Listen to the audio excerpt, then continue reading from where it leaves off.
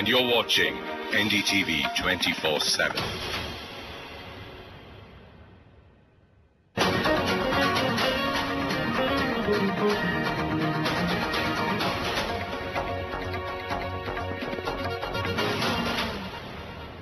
Welcome to this special show ahead of the budget. We're coming to you from CII to get some of the best voices as to what we can expect in the budget.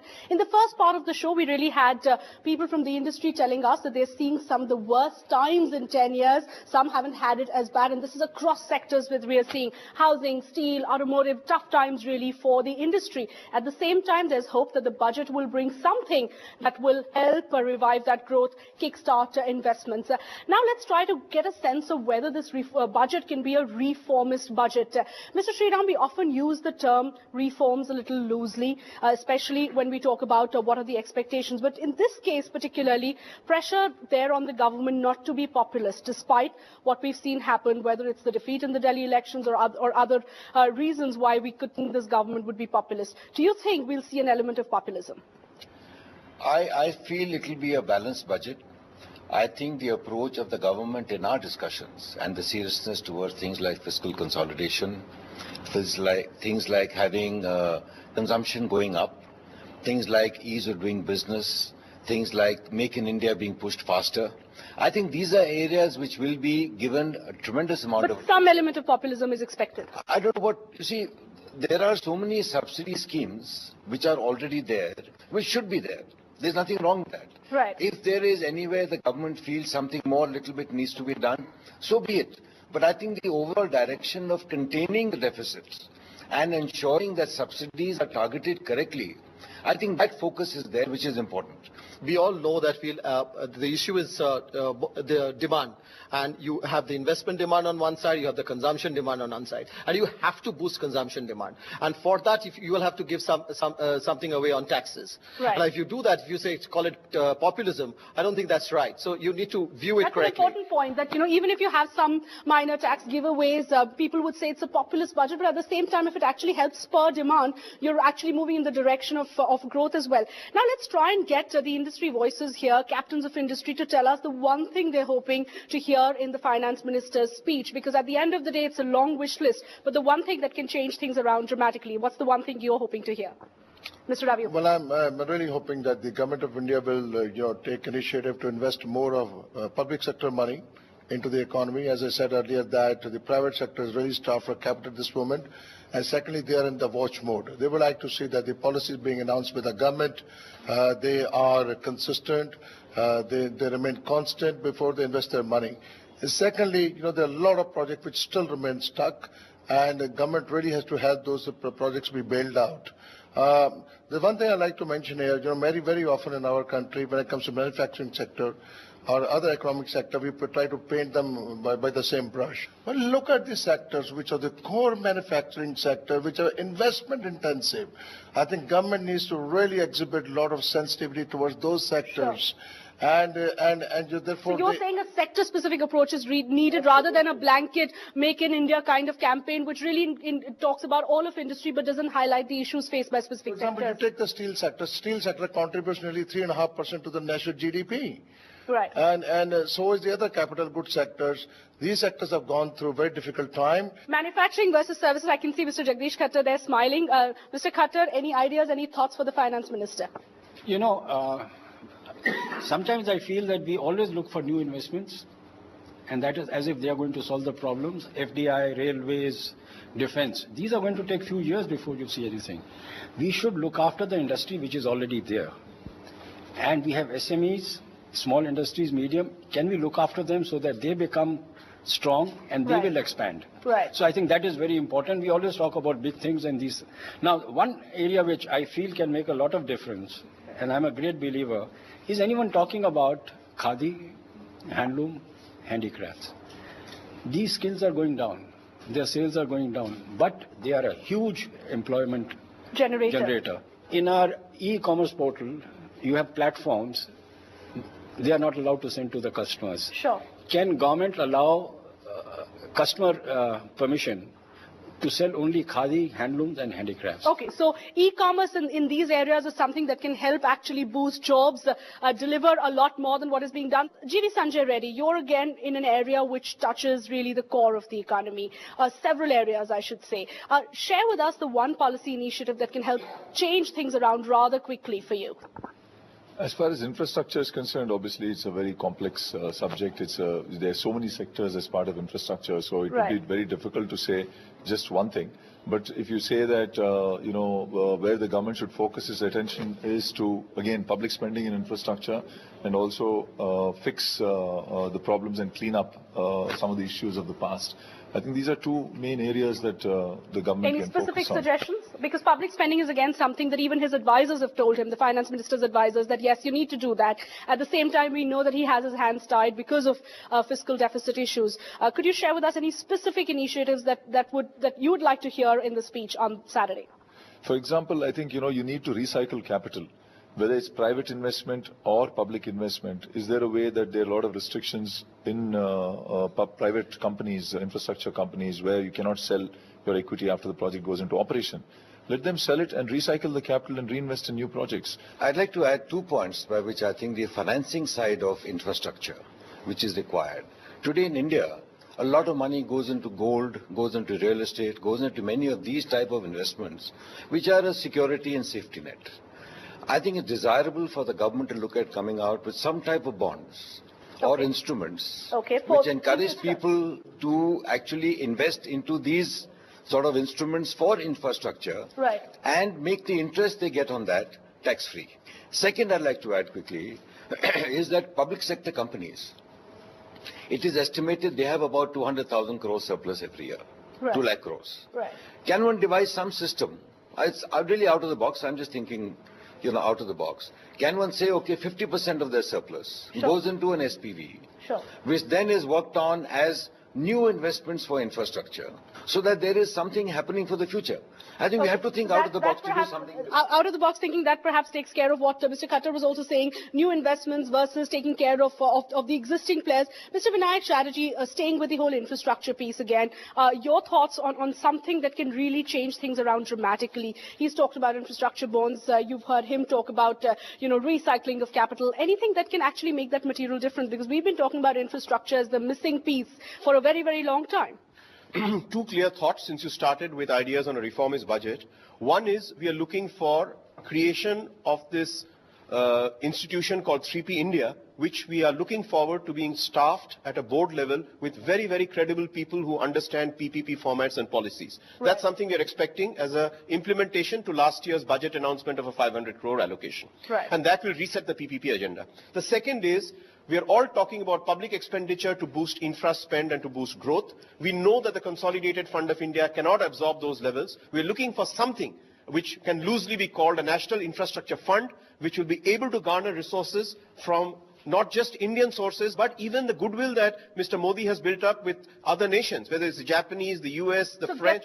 Get the funds in, create a vehicle called the National Infrastructure Fund, so that you're not dependent on, in a sense, fiscal indiscipline, but you have a very credible vehicle outside the Consolidated Fund of India. All right, a National Infrastructure Fund outside the budget is something that can help attract capital from overseas, build really on some of the initiatives that the Prime Minister has taken, kind of the goodwill. So that's again an interesting suggestion there. Sumant Sinha, in your area, renewables, anything that the government can do? They've been focusing a lot in this space, but does the budget need to provide that extra fillip? Well, there's a lot that the finance minister can do. I think this is one of the sectors where you can really get things, capacity addition happening very fast, because lead times are very small. It's not like a long project that takes three to 4 years before you can even start getting it off the ground. Here you can have capacity addition in a year's time. We can get fiscal incentives, for example, reduction of MAT or some sort of other generation-based tax incentive or something like that. Number 2, the finance minister can look to give some sort of interest subvention, reduce our cost of capital. I think that's, ultimately our only cost is cost of capital. We don't have any fuel cost. Allow the formation of investment, the infrastructure investment trust. I think there are some tax issues there. Those need to be resolved, and once those are done, then actually recycling of capital in this industry is possible. And the fourth and the last thing would be, we have a lot of past backlogs in terms of payments.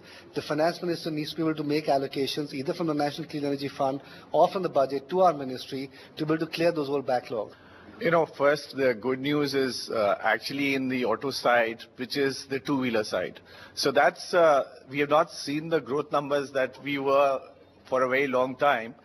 It's plateaued out, and still we see some very small growth happening. So that's not the bad news side.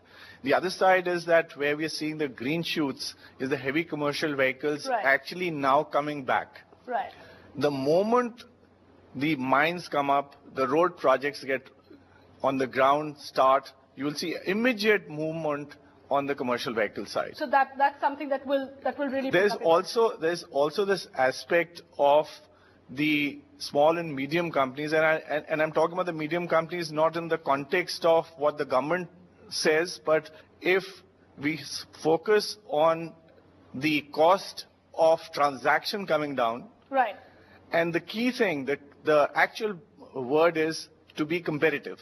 Right. And competitiveness not only in the four walls of the company, but competitive as an economy. Sure. And that's where we are really going to do well, where we are actually doing very well on the export side. Okay, I'd like a quick thought from anybody here in the room, Mr. Sondi, if you could answer that, or anyone else on the whole idea of ease of doing business. Because he spoke about the cost of transaction, and that's one area that the government has focused on a lot. We've heard the Prime Minister say we want to be in the top 50. At the same time, you've got industry voices saying not enough has been done on the ground to ease up the way for doing business in India. Quick thoughts from you there. I add one which will also be ease of doing business is GST by April 1st next year.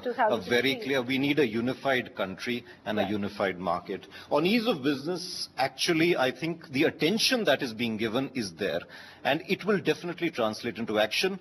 Basis trust, which means use technology, use e-governance, use self-certification by industry. You'll find the booklets becoming 30% of what they are. Are you satisfied with what's been done so far?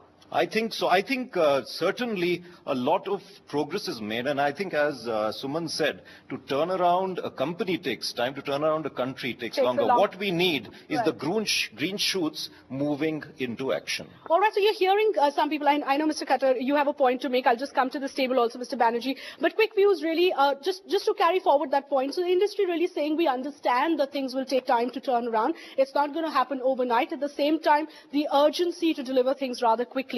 Make in India, again, one of the Prime Minister's pet projects, giving that much needed boost and fillip to manufacturing in this budget. Yep. One of the points that we haven't touched upon as yet is the innovation part of it. So cost competitiveness, we have lost the game, to be honest, especially to people like China.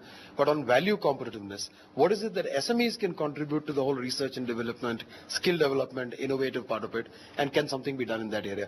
It's a pity that under the current scheme, I think it's less than 2,000 companies that are certified as R&D recognized by the government of India. So that's an area where he can provide that fillip. Nikhil Sawhney, your thoughts there? No, similarly, I think an investment tax credit is necessary for corporates to enable them to add more assets. A reduction in corporate taxation may also be thought about, given the vision of 5 years in terms of stimulating growth, stimulating investment.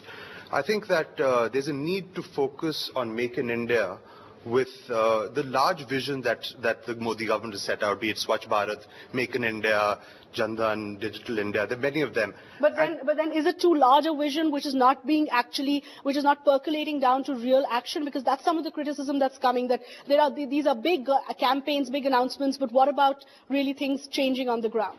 Well, exactly.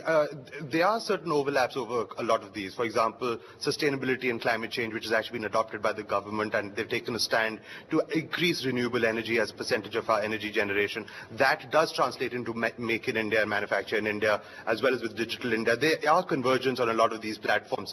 Right. I think the budget should provide clarity on where those convergences happen and a roadmap as to how they can be executed. All right, clarity, roadmap, so those are some of the terms we're hearing the industry talk about and as to what they expect from the budget. We slip into a quick break, back with plenty more on what we can realistically expect. Stay tuned.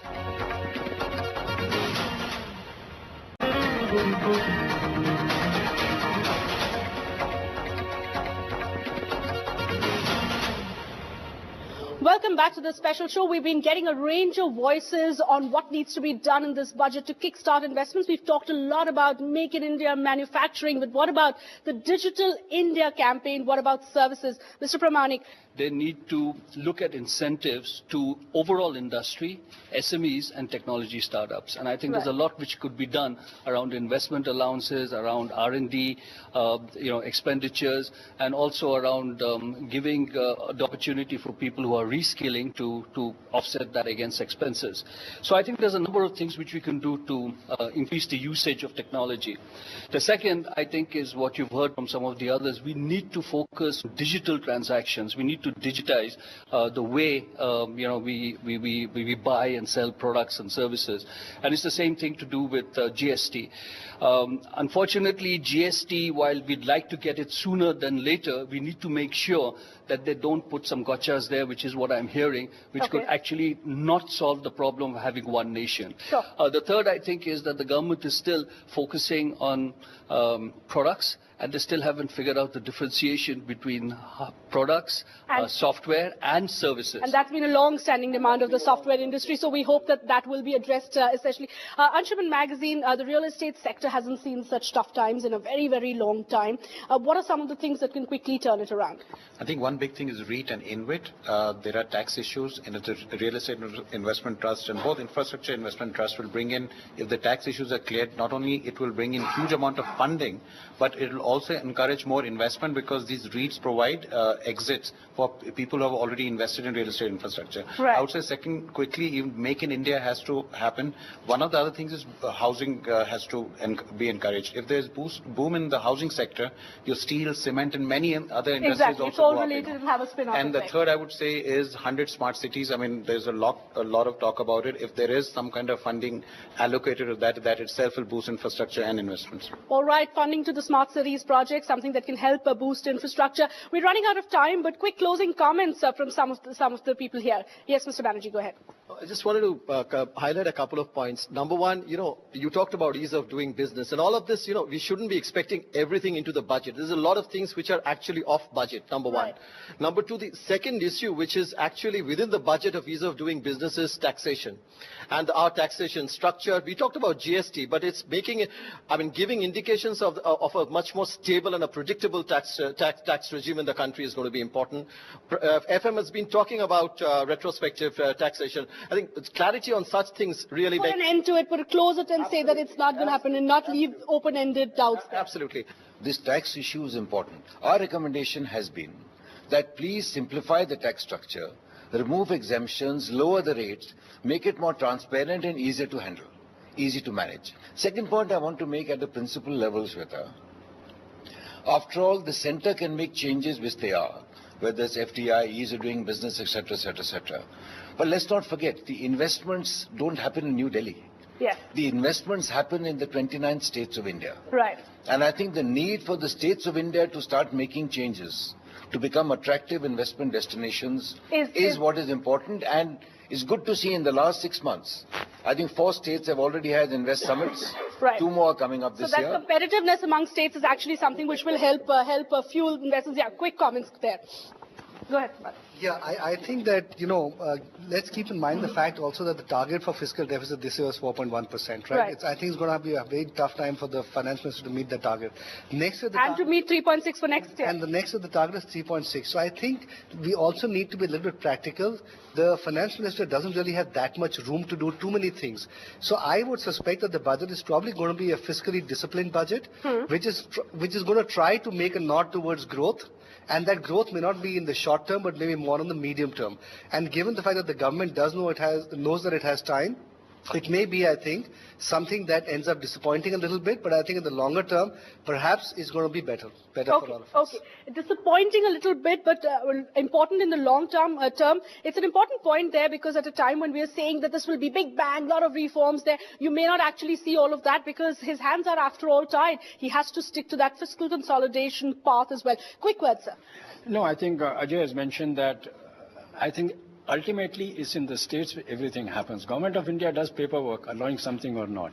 So ease of doing business can only happen if the states are on board, right, which they are not, because that's where it That's why we'll see a spin-off effect. Yeah, quick last point. I think Vipin Soni has a comment to make. Yeah. 2 points on the rural agri sector. I think there has to be, as far as irrigation is concerned, to reduce the dependence on monsoons. And the second is the PMGSY, which was the rural node network, was a huge success, and that will impact connectivity in rural India. And I think that must need focus as well. All right, it's important. We've talked about the rural sector as well as the agriculture sector, which often doesn't get the kind of mention that it deserves. But it is a very, very long wish list. At the same time, a huge weight of expectations there from the finance minister for the first full budget of the BJP government. Will he be able to deliver on all these expectations is something we have to wait and see. Thanks so much for watching. Goodbye.